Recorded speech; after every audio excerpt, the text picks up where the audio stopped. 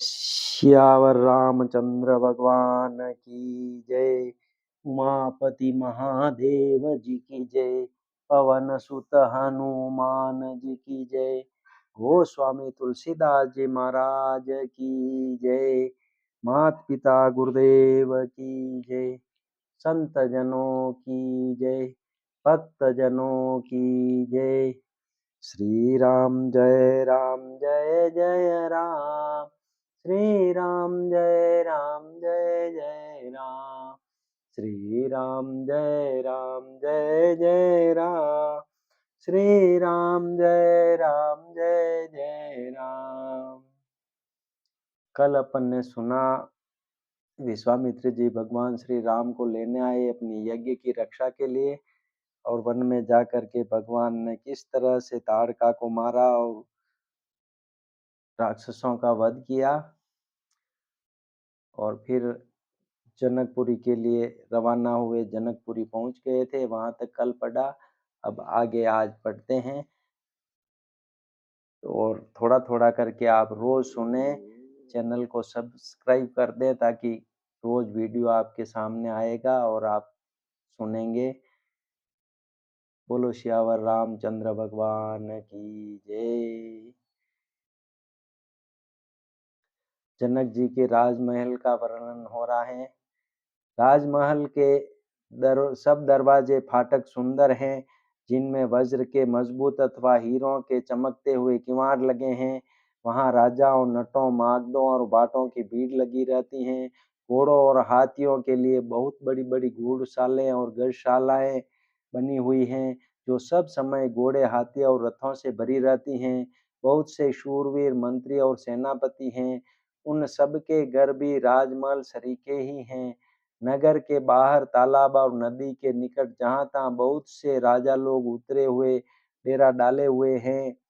वहीं आमों का एक अनुपम बाग देखकर, जहां सब प्रकार से सुविधे थे और जो सब तरह से सुहावना था, विश्वामित्र जी ने कहा, हे सुजान रघुवीर, मेरा मन कहता है कि यहीं रहा जाए। कृपा के धाम श्री रामचंद्र जी बहुत अच्छा स्वामीन कहकर वहीं मुनियों के समूह के साथ ठहर गए।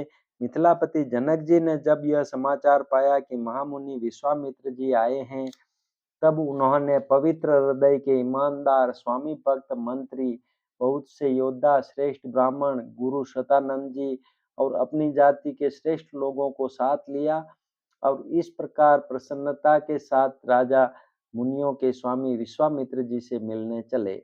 राजा ने मुनि के चरणों पर मस्तक रखकर प्रणाम किया। मुनियों के स्वामी विश्वामित्र जी ने प्रसन्न होकर आशीर्वाद दिया। फिर सारी ब्राह्मण मंडली को आदर सहित प्रणाम किया और अपना बड़ा भाग्य जानकर राजा आनंदित हुए। बार बार कुशल प्रश्न करके विश्वामित्र जी ने राजा को बैठाया। उसी समय दोनों भाई आ पहुंचे जो फुलवाड़ी देखने गए थे। सुकुमार किशोर अवस्था वाले श्याम और गौर वर्ण के दोनों कुमार, नेत्रों को सुख देने वाले और सारे विश्व के चित्त को चुराने वाले हैं। जब रघुनाथ जी आए, तब सभी उनके रूप एवं तेज से प्रभावित होकर उठकर खड़े हो गए। विश्वामित्र जी ने उनको अपने पास बैठा लिया। दोनों भाइयों को देखकर सभी सुखी हुए। सबके नेत्रों में जल भर आया। आनंद और प्रेम के आंसू मढ़ पड़े और शरीर रोमांचित हो उठे। राम जी की मधुर मधुर मनोहर मूर्ति को देखकर विदेह जनक विशेष रूप से विदेह देह की सुध बुद्ध से रहित हो गए। मन को प्रेम में मग्न जान राजा जनक ने विवेक का आश्रय लेकर धीरज धारण किया और मुनि के चरणों में सिर नवाकर गदगद प्रेम भरी गंभीर वाणी से कहा, हे नाथ, कहिए, ये दोनों सुंदर बालक मुनि कुल के आभूषण हैं या किसी राजवंश के पालक, अथवा जिसका वेदों ने नेति कहकर गान किया है? कहीं वह ब्रह्म तो युगल रूप धर कर नहीं आया है? मेरा मन जो स्वभाव से ही वैराग्य रूप बना हुआ है, इन्हें देखकर इस तरह मुग्ध हो रहा है जैसे चंद्रमा को देखकर चकोर। हे प्रभु, इसलिए मैं आपसे सत्य भाव से पूछता हूँ, हे नाथ, बताइए, छिपाव न कीजिए। इनको देखते ही अत्यंत प्रेम के वश होकर मेरे मन ने जबरदस्ती ब्रह्म सुख को त्याग दिया है। मुनि ने हंसकर कहा, हे राजन, आपने ठीक कहा। आपका वचन मिथ्या नहीं हो सकता। जगत में जहाँ तक जितने भी प्राणी हैं, ये सभी को प्रिय हैं। मुनि की रहस्य भरी वाणी सुनकर श्री राम जी मन ही मन मुस्कुराते हैं, हंसकर मानो संकेत करते हैं कि रहस्य खोलिए नहीं। तब मुनि ने कहा, ये रघुकुल मणि महाराज दशरथ के पुत्र हैं। मेरे हित के लिए राजा ने इन्हें मेरे साथ भेजा है। ये राम और लक्ष्मण दोनों श्रेष्ठ भाई रूप, शील और बल के धाम हैं। सारा जगत इस बात का साक्षी है कि इन्होंने युद्ध में असुरों को जीतकर मेरे यज्ञ की रक्षा की है। राजा ने कहा, हे मुनि, आपके चरणों के दर्शन कर मैं अपना पुण्य प्रभाव कह नहीं सकता। ये सुंदर श्याम और गौर वर्ण के दोनों भाई आनंद को भी आनंद देने वाले हैं। इनकी आपस की प्रीति बड़ी पवित्र और सुहावनी है। वह मन को बहुत भाती है, पर वाणी से कही नहीं जा सकती। विदेह जनक जी आनंदित होकर कहते हैं, हे नाथ, सुनिए, ब्रह्म और जीव की तरह इस इनमें स्वाभाविक प्रेम है। राजा बार बार प्रभु को देखते हैं, दृष्टि वहां से हटाना ही नहीं चाहते। प्रेम से शरीर पुलकित हो रहा है और हृदय में बड़ा उत्साह है। फिर मुनि की प्रशंसा करके और उनके चरणों में सिर नवाकर राजा उन्हें नगर में लिवा चले। एक सुंदर महल जो सब समय सभी ऋतुओं में सुखदायक था, वहां राजा ने उन्हें ले जाकर ठहराया। तदनंतर सब प्रकार से पूजा और सेवा करके राजा विदा मांगकर अपने घर गए। रघुकुल के शिरोमणि प्रभु श्री रामचंद्र जी ऋषियों के साथ भोजन और विश्राम करके भाई लक्ष्मण समेत बैठे। उस समय पहर भर दिन रह गया था। लक्ष्मण जी के हृदय में विशेष लालसा है कि जाकर जनकपुर देख आवें, परंतु प्रभु श्री रामचंद्र जी का डर है और फिर मुनि से भी सकुचाते हैं, इसलिए प्रकट में कुछ नहीं कहते, मन ही मन मुस्कुरा रहे हैं। अंतर्यामी श्री रामचंद्र जी ने छोटे भाई के मन की दशा जान ली। तब उनके हृदय में भक्त वत्सलता उमड़ आई। वे गुरु की आज्ञा पाकर बहुत ही विनय के साथ सकुचाते हुए मुस्कुरा कर बोले,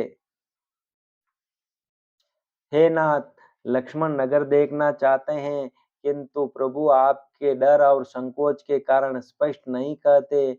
यदि आपकी आज्ञा पाऊं तो मैं इनको नगर दिखलाकर तुरंत ही वापस ले आऊं।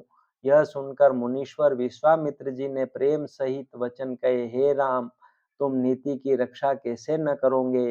हे तात, तुम धर्म की मर्यादा का पालन करने वाले और प्रेम के वशीभूत होकर सेवकों को सुख देने वाले हो। सुख के निदान दोनों भाई जाकर नगर देख आओ। अपने सुंदर मुख दिखलाकर सब नगर निवासियों के नेत्रों को सफल करो। सब लोगों के नेत्रों को सुख देने वाले दोनों भाई मुनि के चरण कमलों की वंदना करके चले। बालकों के झुंड इनके सौंदर्य की अत्यंत शोभा देखकर साथ लग गए। उनके नेत्र और मन इनकी माधुरी पर लुभा गए। दोनों भाइयों के पीले रंग के वस्त्र हैं, कमर के पीले दुपट्टों में तरकस बंधे हैं, हाथों में सुंदर धनुष बाण सुशोभित हैं।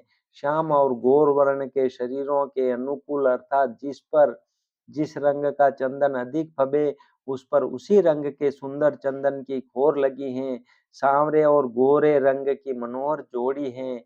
सिंह के समान पुष्ट गर्दन, गले का पिछला भाग है, विशाल भुजाएं हैं, चौड़ी छाती पर अत्यंत सुंदर गजमुक्ता की माला है, सुंदर लाल कमल के समान नेत्र हैं, तीनों तापों से छुड़ाने वाला चंद्रमा के समान मुख है। कानों में सोने के कर्णफूल अत्यंत शोभा दे रहे हैं और देखते ही देखने वाले के चित्त को मानो चुरा लेते हैं। उनकी चितवन बड़ी मनोहर है और भौहें तिरछी एवं सुंदर हैं। माथे पर तिलक की रेखाएं ऐसी सुंदर हैं मानो मूर्तिमती शोभा पर मुहर लगा दी गई है। सिर पर सुंदर सुंदर चौकोनी टोपियां हैं, काले और घुंघराले बाल हैं। दोनों भाई नख से शिखा तक सुंदर हैं और सारी शोभा जहाँ जैसी चाहिए वैसी ही है। जब पूर्ववासियों ने यह समाचार पाया कि दोनों राजकुमार नगर देखने के लिए आए हैं, तब वे सब घर बार और सब कामकाज छोड़कर ऐसे दौड़े मानो दरिद्री खजाना लूटने दौड़े हों। स्वभाव ही से सुंदर दोनों भाइयों को देखकर वे लोग नेत्रों का फल पाकर सुखी हो रहे हैं। युवती स्त्रियां घर के झरोकों से लगी हुई प्रेम सहित श्री रामचंद्र जी के रूप को देख रही हैं। वे आपस में बड़े प्रेम से बातें कर रही हैं। हे सखी, इन्होंने करोड़ों कामदेवों की छवि को जीत लिया है। देवता, मनुष्य, असुर, नाग और मुनियों में ऐसी शोभा तो कहीं सुनने में भी नहीं आती। भगवान विष्णु के 4 भुजाएं हैं, ब्रह्मा जी के 4 मुख हैं, शिव जी का विकट वेश है और उनके 5 मुँह हैं। हे सखी, दूसरा देवता भी कोई ऐसा नहीं है जिसके साथ इस छवि की उपमा दी जाए। इनके किशोर अवस्था हैं, ये सुंदरता के घर सांवले और गोरे रंग के तथा सुख के धाम हैं। इनके अंग अंग पर करोड़ों अरबों कामदेवों को निछावर कर देना चाहिए। हे सखी, भला कहो तो ऐसा कौन शरीरधारी होगा जो इस रूप को देखकर मोहित न हो जाए, अर्थात यह रूप जड़ चेतन सबको मोहित करने वाला है। तब कोई दूसरी सखी प्रेम सहित कोमल वाणी से बोली, हे सयानी, मैंने जो सुना है उसे सुनो। ये दोनों राजकुमार महाराज दशरथ जी के पुत्र हैं। बाल राज हंसों का सा सुंदर जोड़ा है। ये मुनि विश्वामित्र जी के यज्ञ की रक्षा करने वाले हैं। इन्होंने युद्ध के मैदान में राक्षसों को मारा है। जिनका श्याम शरीर और सुंदर कमल जैसे नेत्र हैं, जो मारीच और सुबाहु के मद को चूर करने वाले और सुख की खान हैं, और जो हाथ में धनुष बाण लिए हुए हैं, वे कौशल्या जी के पुत्र हैं। इनका नाम राम है। जिनका रंग गोरा और किशोर अवस्था है, और जो सुंदर वेश बनाए और हाथ में धनुष बाण लिए श्री राम जी के पीछे पीछे चल रहे हैं, वे इनके छोटे भाई हैं। उनका नाम लक्ष्मण है। हे सखी, सुनो, उनकी माता सुमित्रा हैं। दोनों भाई ब्राह्मण विश्वामित्र का काम करके और रास्ते में मुनि गौतम की स्त्री अहिल्या का उद्धार करके यहाँ धनुष यज्ञ देखने आए हैं। यह सुनकर सब स्त्रियां प्रसन्न हुई। श्री रामचंद्र जी की छवि देखकर कोई एक दूसरी सखी कहने लगी, यह वर जानकी के योग्य हैं। हे सखी, यदि कहीं राजा इन्हें देख ले तो प्रतिज्ञा छोड़कर हठपूर्वक इन्हीं से विवाह कर देगा। किसी ने कहा, राजा ने इन्हें पहचान लिया है और मुनि के सहित इनका आदरपूर्वक सम्मान किया है। परंतु हे सखी, राजा अपना प्रण नहीं छोड़ता। वह होनहार के वशीभूत होकर हठपूर्वक अविवेक का ही आश्रय लिए हुए हैं। प्रण पर प्रण पर अड़े रहने की मूर्खता नहीं छोड़ता। कोई कहती हैं, यदि विधाता भले हैं और सुना जाता है कि वे सबको उचित फल देते हैं, तो जानकी जी को यही वर मिलेगा। हे सखी, इसमें संदेह नहीं है। जो देव योग से ऐसा संयोग बन जाए तो हम सब लोग कृतार्थ हो जाए। हे सखी, मेरे तो इसी से इतनी अधिक आतुरता हो रही है कि इसी नाते कभी ये यहाँ आवेंगे, नहीं तो विवाह न हुआ तो हे सखी सुनो, हमको इनके दर्शन दुर्लभ हैं। यह संयोग तभी हो सकता है जब हमारे पूर्व जन्मों के बहुत पुण्य हो।